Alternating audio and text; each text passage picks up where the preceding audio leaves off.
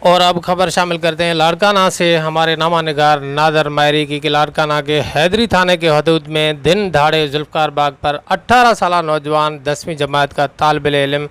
احمد علی بھٹی کو motor cycle چھیننے کی واردات کے دوران مزاحمت پر قتل کیا گیا ہے، جس کا صدمہ برداشت نہ کرتے ہوئے 22 سالہ اس کا کزن معراج بھٹی بھی وفات پا گئے ہیں۔ لواحقین سے اظہار تعزیت کے لیے امیر جماعت اسلامی سندھ کاشف سعید شیخ ضلعی اور مقامی قیادت اور کارکنان کے ساتھ پہنچے ہیں۔ ان کے ساتھ ضلعی امیر ایڈوکیٹ نادر علی کھوسو، مقامی امیر رمیز راجہ، نائب امراء عبدالحمید مغل اور عباس علی ڈہانی، قیوم نعمت اللہ سیال، نائب قیوم نثار احمد مگی اور دیگر بھی شامل تھے، جبکہ قاری ابو زبیر جکرو اور بڑی تعداد میں کارکنان ساتھ تھے۔ خیر جی ناظرین، یہ لاڑکانہ سے آپ سے اہم خبر شیئر کر رہے ہیں کہ لاڑکانہ میں ایک واقعہ ہوا ہے جس میں موٹر سائیکل چھیننے کی واردات کے دوران مزاحمت پر قتل کیا گیا ہے۔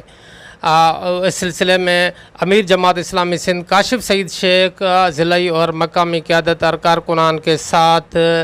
اظہار ہمدردی کے لیے اور تعزیت کے لیے پہنچے ہیں۔ اس موقع پر امیر جماعت اسلامی سندھ کاشف سعید شیخ نے میڈیا سے گفتگو بھی کی اور لواحقین کو یقین دلایا کہ جماعت اسلامی آپ کے ساتھ ہے اور اس ظلم کے خلاف ہر فورم پر آواز بلند کریں گے۔